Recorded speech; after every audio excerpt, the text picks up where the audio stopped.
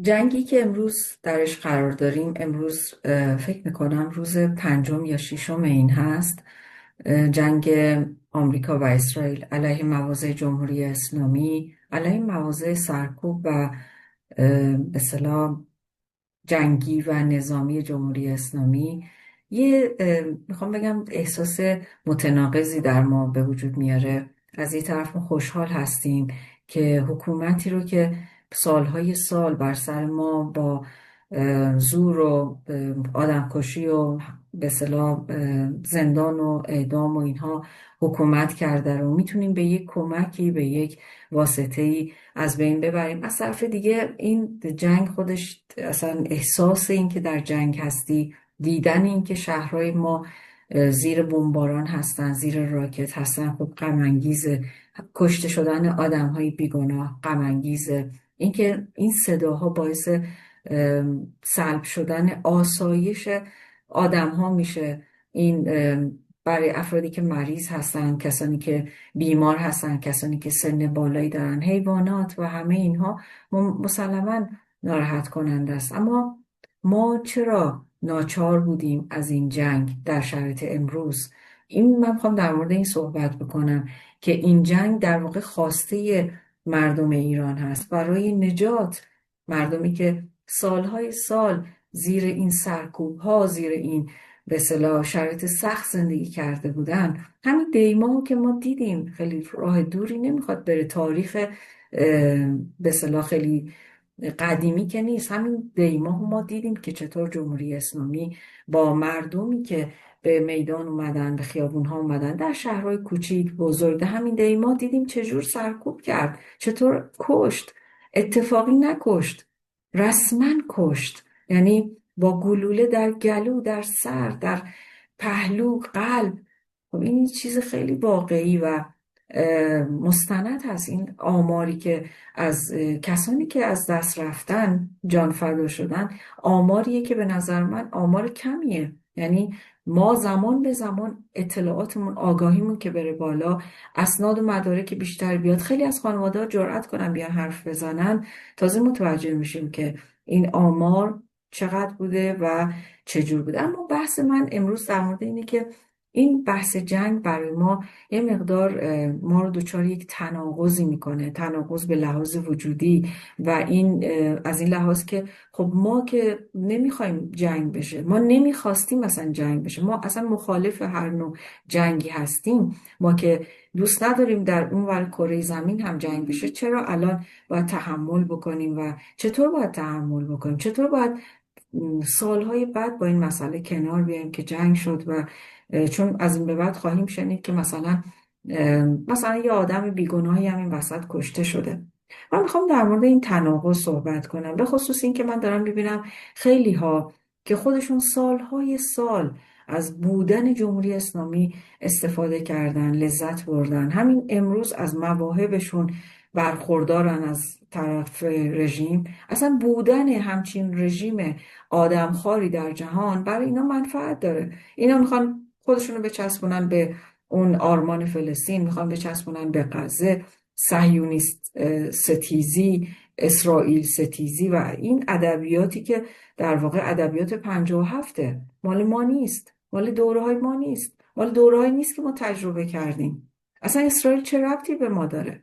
اسرائیل چه به اصطلاح سود و ضرری با ما داره؟ نه مرز مشترکی داریم باش، نه هیچ چیز. ولی این آرمان فلسطین که در 57 بود، برای چپ‌ها، برای اسلامیست‌ها، برای کسانی که در اون گفتمان 57 دخیل هستن، این اسرائیل امروز مسئله جمهوری اسلامیه، چرا که همیشه مسئلهش بوده. همین آمریکایی که یه عمر گفته مرگ بر آمریکا، مگه ما ندیدیم در خیابون‌های تهران توی این در دیوارها، پوسترها می نوشتن مرگ بر آمریکا؟ روی زمین به اصطلاح پرچم آمریکا رو پهن می‌کردن که مردم از روش رد بشن. خب ببینید این اتفاق امروز داره میفته که جنگ به این به اصطلاح شکل برسه. و البته این جنگ بسیار متفاوتیه. جنگی نیستش که مثل جنگ های دیگه باشه، مثل همون جنگ ایران و عراق باشه. شما یادتون باشه در جنگ ایران و عراق اصلا در یک شهری، در یک مکانی همه جا بمباران میشد، همه جا با تانک و اینا می آمدن، موشک زده میشد و اینا. ولی این جنگ دقیقا در یک مواضع مشخصی داره اتفاق میفته و باعث تاسف اگر افراد بیگناه در این جنگ آسیب ببینن.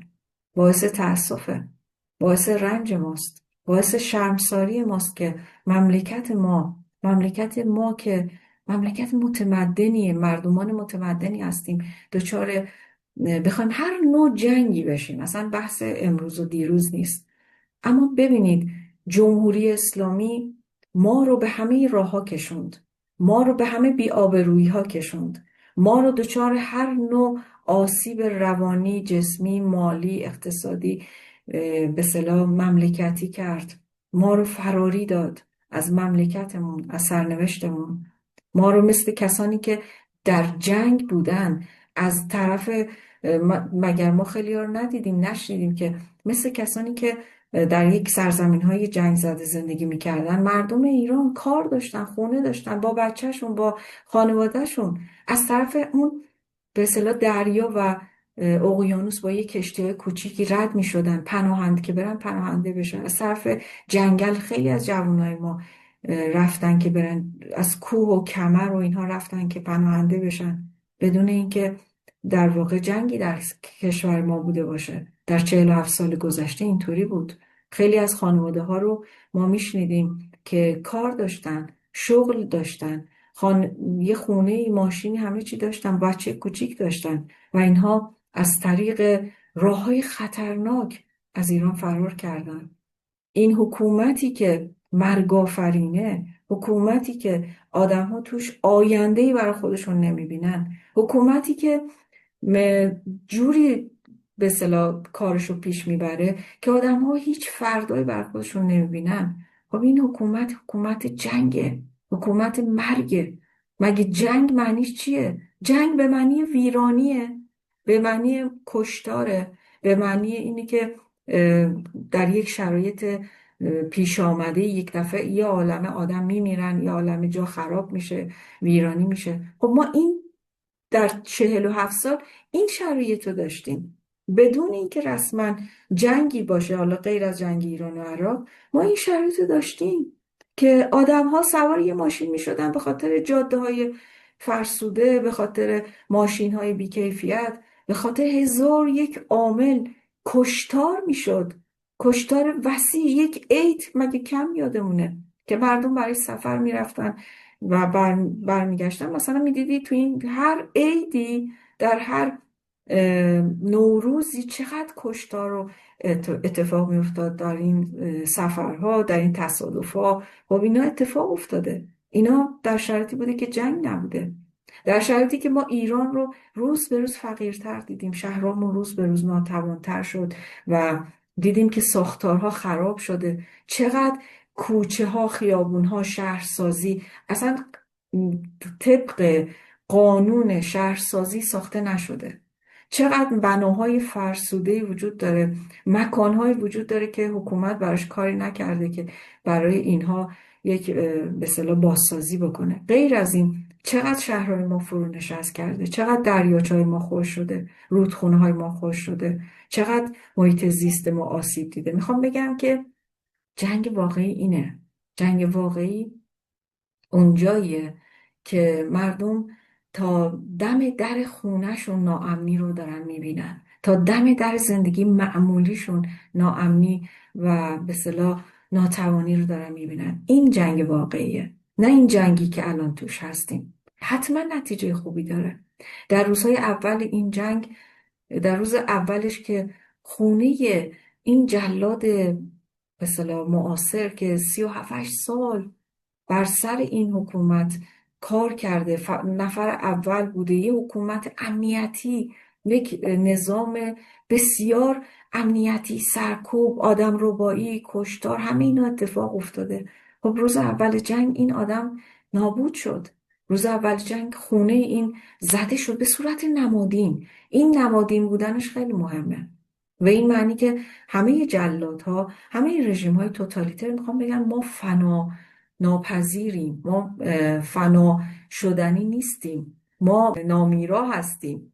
میخوام بگم که خب این اتفاق افتاد که این نمادها زده شد، نمادها برای اینکه به اینها بگن که همون جاهایی که همون ساختار جهانی که رژیم جمهوری اسلامی رو عمر داد، بهش فرصت داد برای بقا، برای شرارتش بهش امکان و فرصت داد، بهش سلاح فروخت، باهاش به صورت قاچاق و اینها تحریم بودن دیگه، میرفتن به صورت قاچاق خیلی ارزونتر ازشون نفت میخریدن، در همه کاری با اینا همکاری میکردن و به این نتیجه جهان رسید که حکومت جمهوری اسلامی باید تموم بشه.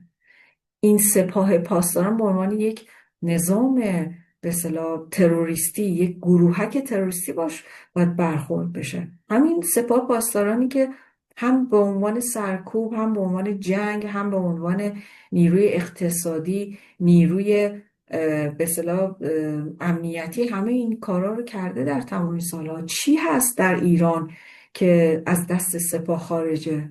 شما بگین. دانشگاه از دست سپاه خارجه، مراکز فرهنگی از دست سپاه خارجه، چه برسه به مثلا کارخونه ها یا حتی بیمارستان ها. همه اینها رو میبینید، چون پاساژ ها میبینید که سپاه در اونها دست داره، سهم داره، در واردات، در صادرات، در همه چیز، پروپاگاندا.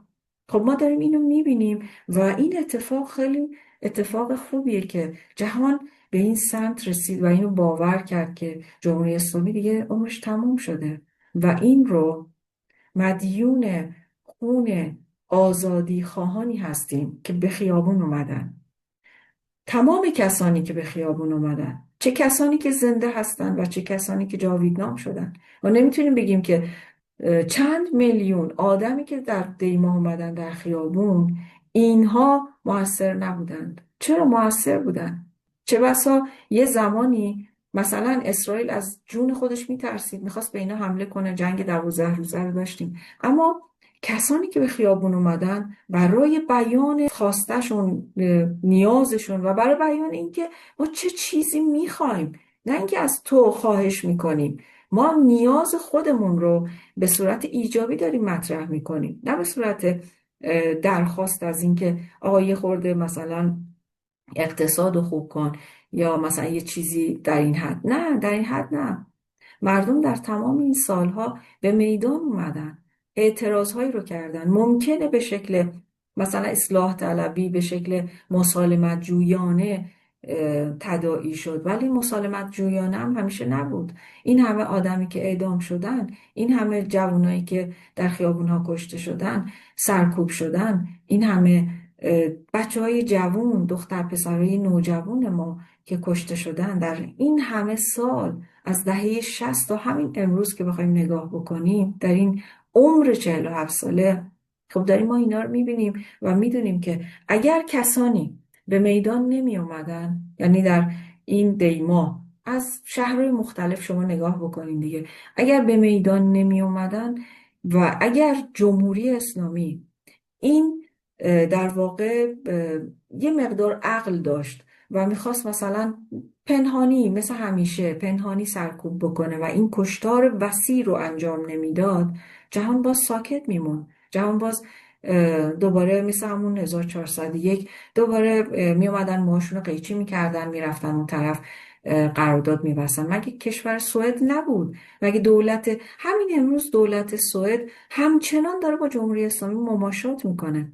خیلی برای من جالب بود، خبر زده بودن اینکه مثلا مجتبی میخواد بیاد جای اون مشعلی و به عنوان رهبر تعیین بشه. اولین کشورهایی که این خبر رو اعلام کردن چه کسانی بودن؟ کشور سوئد بود.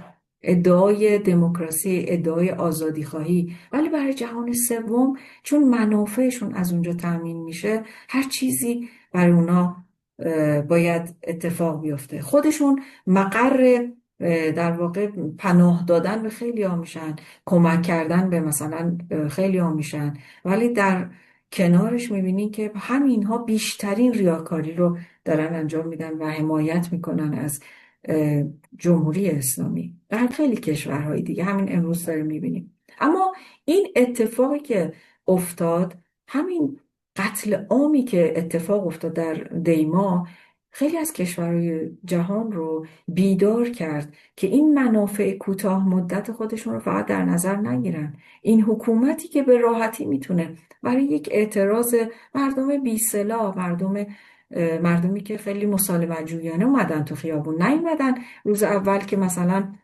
با مثلا کوکتل مولوتوف بیان تو خیابون، سلاح پیدا کنن بیان، نیومدن از کنار هر سربازی رد میشن یه چاقو هم بکنن تو شکمشون. این کارا که نکردن. مردم اومدن فقط شعار دادن، فقط فریاد زدن و این نشون داد که این فریاد از 100 تا سلاح برای اینا ترسناکتره، چون که یک روایتی پشتشه از نخواستن، از نامشروع بودن، از ناتوان بودن، از اینکه این جمهوری با همه سرکوبی که کرده، با همه به اصطلاح خشونتی که در این سالها اعمال کرده، اما باید بره. اینا مردم نمیخوان دیگه. اگر بخواد مثلا عادی سازی بکنه امکانش نیست. این دیگه نمایشی اتفاق نمیتونه بیفته. و چند بار اینا میتونن این بازی ها رو انجام بدن. خب خوشبختانه تا اینجا خیلی اتفاقایی که افتاد به نفع مردم ایران بود. از اینکه دیدیم مثلا همین سپاه پاسداران به اصطلاح دیدیم به عنوان یک گروه تروریستی اعلام شد، از اینکه دیدیم شاهزاده رضا پهلوی که مردم فریاد زدن نام اونا. گفتمان پهلوی در ایران بسیار گفتمان درستی بوده برای اینکه به آبادسازی، به در واقع شهروند شدن، به مملکت ساختن و آباد شدن ایران در واقع پاسخگو بوده.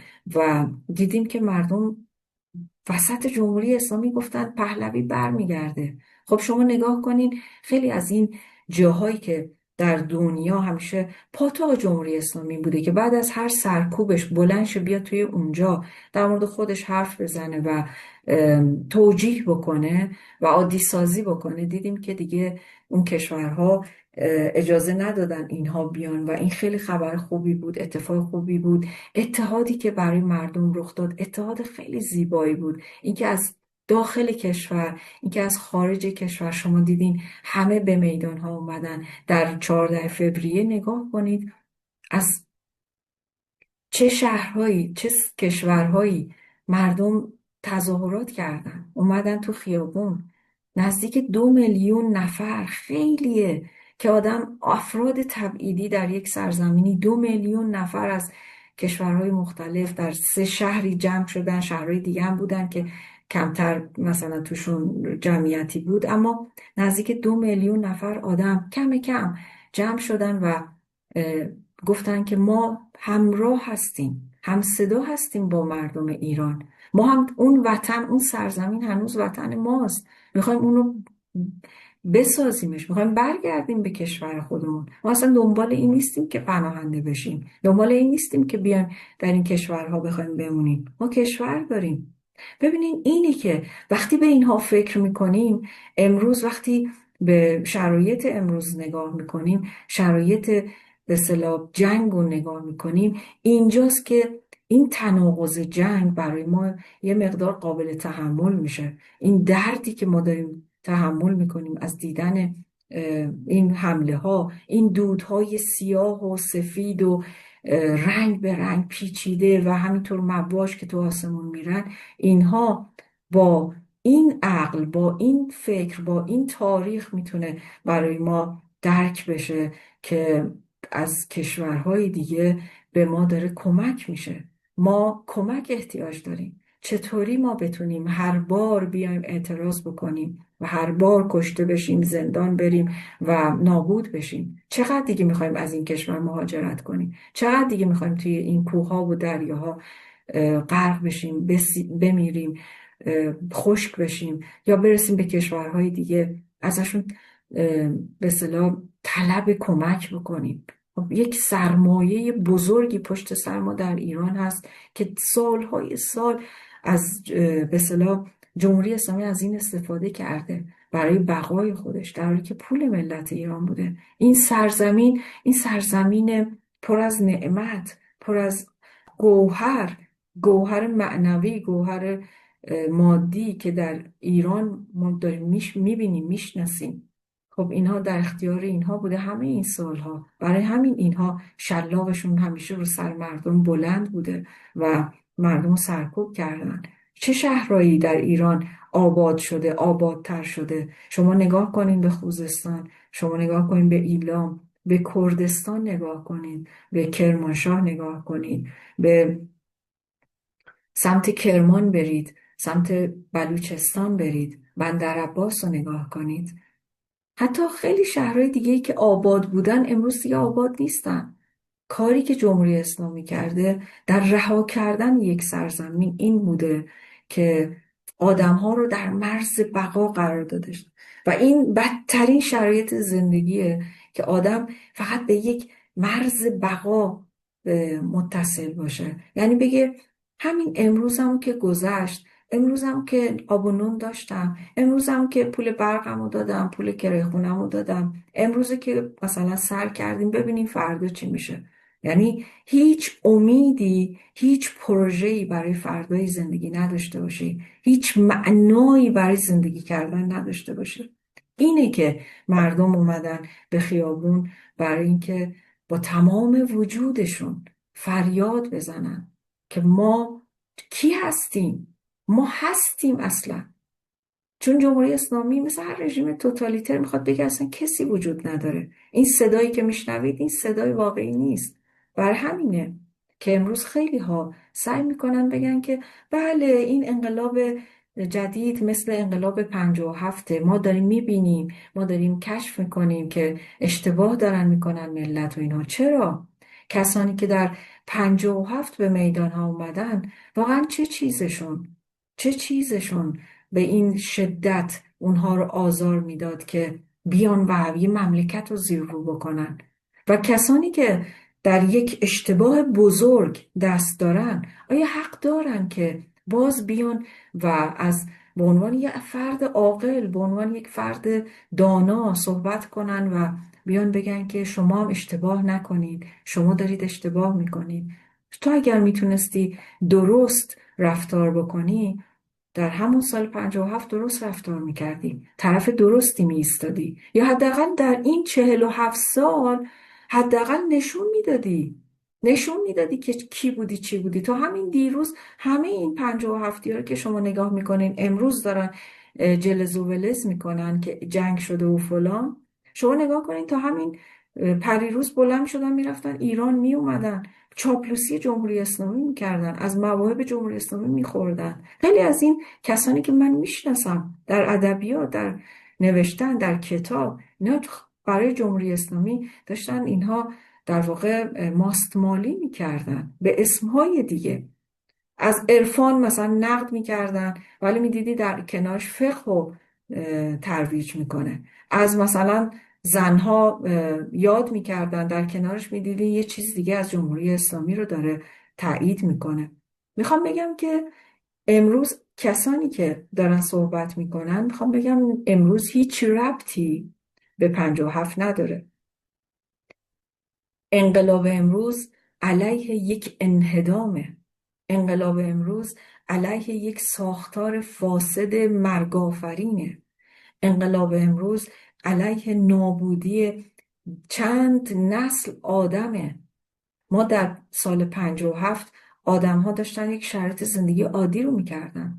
پدر مادر من یه افراد عادی بودن، تونستن بعد از 7-8 سال به عنوان دو فرد جوانی که دست خالی ازدواج کرده بودن کار میکردن خودشون، ولی تونستن خونه و زندگی و به خیلی از چیزای اولیه زندگیشون برسن، بسازن برای خودشون بدون هیچ کمکی که بگی مثلا ارث و میراث. نه، ولی الان آیا کسی تو این سالها تونسته مثلا با 7-8 سال چی بخره؟ با 7-8 سال کار کردن میتونه چی بخره؟ چه شرایطی برای آدم ها هست؟ میخوام بگم ما در شرایطی قرار داریم که هیچ ربطی به گذشته نداره، هیچ ربطی به اصطلاح شباهتی به اون دورانهای قبل نداره. جمهوری اسلامی هیچ شباهتی به حکومت محمد رضا شاه، به حکومت رضا شاه نداره. متاسفانه ما در پیچ‌های تاریخ قرار داریم. ایران یک کشور از لحاظ سوق‌الجیشی کشور مهمیه، در یک مرز مهمی قرار داره. به اون زمانی که شاه داشت حکومت میکرد، جنگ سرد نقش تعیین کننده ای داره و اون اسلامگرایی در جهان نقشش مهم بوده. امروز برعکس شده. اسلام داره به پایان اون به اصطلاح کارکردش بر جهان میرسه دیگه. در جهان به اسلام، به خصوص اسلام تندرو و این اسلام آخرالزمانی احتیاج ندارن دیگه. نمیتونن منتظر باشن که یک کشوری با این مثلا شکل و شمایل بخواد براشون شاخشونه بکشه و بخواد و این پتانسیل رو داشته باشه که به اصطلاح بمب درست بکنه و یا حداقل با کشتار درونی خودش نشون بده که چه پتانسیل هایی داره برای جهان. فردا میخواد یک کره شمالی دیگه بشه و یا اینکه اصلا به راحتی هنوز دارن شعارشون رو میدن، هنوز دارن شعار اینو میدن که مثلا چند سال دیگه اسرائیل با خاک یکسان میشه. این شعاریه که خیلی برای ما جوکه اما واقعیه. و شما نگاه بکنید در این حکومت جمهوری اسلامی چه عادی سازی هایی شد. از فردوسی یاد کردن، از فرهنگ یاد کردن، از فلسفه یاد کردن. چه کسانی به اسم ایران شناسی در راه خیانت به ایران کار کردن. چه کسانی جلساتی گذاشتن برای اینکه بگن مثلا در مورد فردوسی و حافظ و سعدی و اینها حرف بزنن. از اون طرف در کارهای شرورانه جمهوری اسلامی همراهی کردن. افراد مستقل، صداهای مستقل، دانشگاه ها رو همه رو نابود کردن، همه رو به انزوا رسوندن، خانه نشین کردن. این اتفاقیه که مهمه که باید بهش بپردازیم. اینطور نیستش که فکر کنیم این شرایطی که جمهوری اسلامی داره مثلا برای فرهنگ خیلی مهم نیست جز یه خورده سانسور. نه، سانسور شکل خیلی اولیه است. سانسور چیز مهمش اینه که در واقع یک چیزی رو، یک بخش مهمی از فرهنگ حذف میشه، کلیتش حذف میشه و فقط یک بخش کوچیکش میمونه. شما نگاه کنین صداهای مختلف چطوری در این سالها رصد شدن و کنترل شد چه صداهایی شنیده بشه، چه صداهایی شنیده نشه. در خارج کشورم همینه. صحبتی که من میکنم نسبت به ایران فقط بحث داخل کشور نیست. خب داخل کشور کنترل بیشتر بوده ولی خارج کشورم همینطور.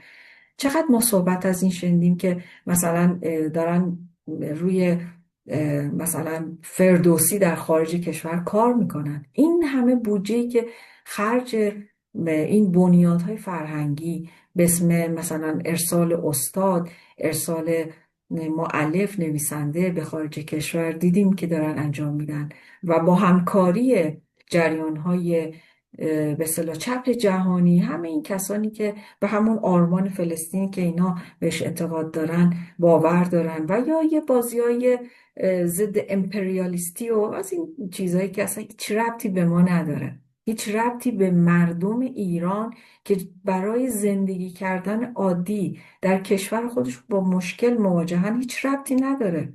اصلا این بازی‌های سیاسی به ما ربطی نداره. وقتی تو خونه تو رو برای زندگی از تو میگیرن، زمین زیر پا تو خالی میکنن، این خیلی خنده داره که بگی مثلا ایدئولوژی خوب و بد و اینها. وقتی جایی برای زیستن نداری، نونی برای خوردن نداری، هویت تو میخوان ازت بگیرن، این دیگه چه اهمیتی داره که ساختار جهان؟ این ساختار جهان برای من نوعی چه فرقی میکنه وقتی که مثلا بخواد چپ باشه، راست باشه؟ میدونین میخوام بگم که اون چیزی که همیشه به جمهوری اسلامی به ملت حقنه کرد هیچ ربطی به زندگی عادی مردم نداره و سوء استفاده کرد، همه چیز رو زیر و رو کرد. واقعا اینها استفاده کردن از علوم انسانی برای اینکه علیه انسان کار بکنن، علیه انسان نقشه بکشن. و اتفاقی که داره میفته اتفاق مبارکیه، به این معنی که کمک بکنه که اون مراکز قدرت و مراکز سرکوب رژیم جمهوری اسلامی نابود بشه، ضعیف بشه، ناتوان بشه، از پا بیفته و مردم بتونن خودشون تعیین کننده حکومتشون باشن. همون کسانی رو صدا بزنن که دلشون میخواد و احساس میکنن اینها خادم اونها هستن. ما جوانان رشیدمون، ایرانی های عزیزی رو بسیار از دست دادیم در این سالها و به اینجا نرسیدیم که کسانی برای ما تصمیم بگیرن که چه کسی بر سر ما حکومت کنه. ما هوشیاریم، بیداریم، حاضریم. ما خون دادیم.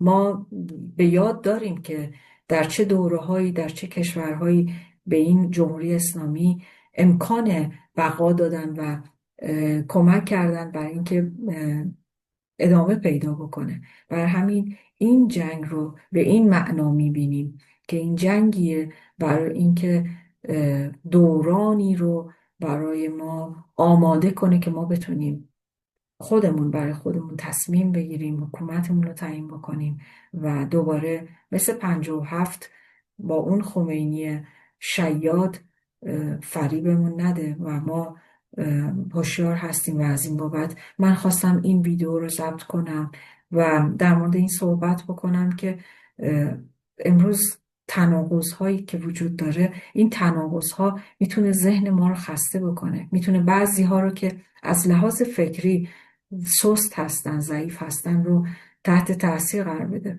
اما به یاد داشته باشیم که این جنگیه که از 47 سال پیش تا امروز شروع شده. امروز صدای بمبش میاد ولی سالهای سال در خاموشی ما رو ناتوان کرد و از جان بسیاری رو گرفت، ایران رو ویران کرد. و امیدوارم که این جنگ با نتایج خوبی برای آزادی خواهی همراه باشه.